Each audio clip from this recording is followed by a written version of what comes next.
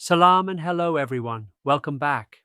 In this lab, we're using Wireshark to crack FTP credentials from a packet capture. We'll filter the traffic, extract the login details, and even identify the file transferred during the session.